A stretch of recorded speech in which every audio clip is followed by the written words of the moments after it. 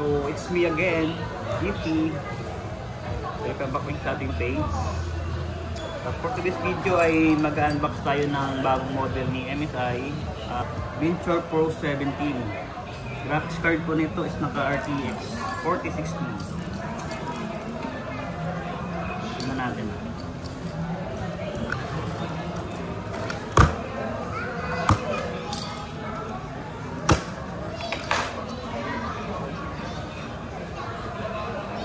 Yung laman ng box natin, yung bag.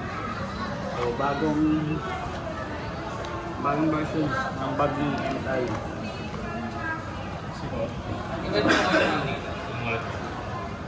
Available lang sir, 32. 32.1.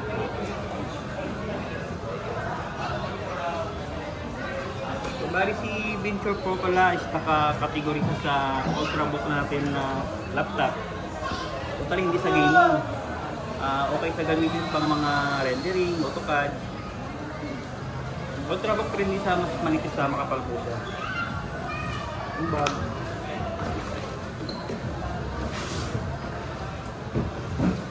Ito yung unit natin.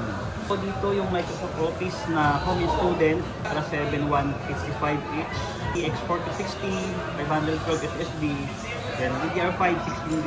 Ang mount dito ay naka dalawang 8GB.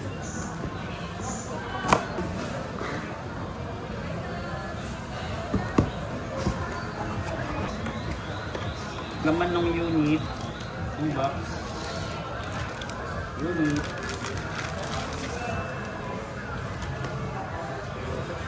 ito yung cooling. So 17.3. Yes ma'am. 21 yung i3. i3 po. Opo. 14 inch, mas malaki yung hanap ko.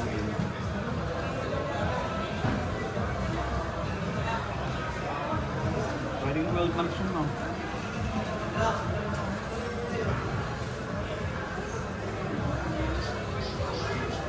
So, ito. Hindi siya gaming. Kasi, pang productivity yung logo niya.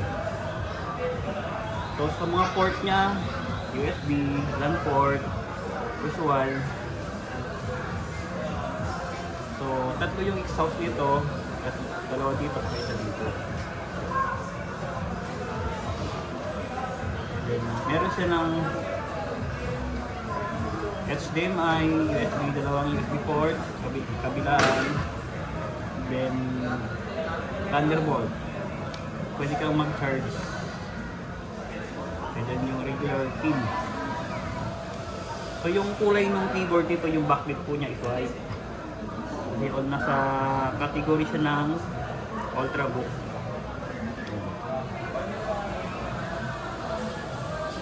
Yung power lang ng ano nito, power ng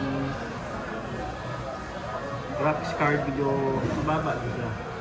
Yung camera, meron siyang privacy, camera privacy.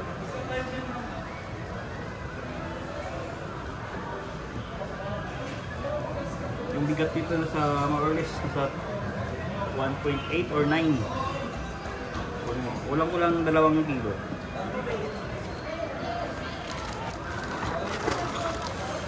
AC cord, power adapter na 20 volts, 6 ampere. So mostly halos same sila ng mga Cyborg 15 ng wattage ng graphics card, nasa 45 watt lang to. Medyo less kain ng battery. So may kasama rin siyang mouse. Pwedeng wireless, pwedeng Bluetooth connection. Available to sa store natin yung Venture Pro 17. Dalawang unit lang to, so kung gusto niyo mag-avail, punta na lang kayo dito sa store. Yung price pala nito, check natin. 9,999, then cash payment po 82,999. So kung gusto nyong bumili, meron tayong available na 2 unit dito sa store. Bili na kayo para may benta na ako. Kasi meron na akong written memo para promote naman ako. So yun lang guys at thank you.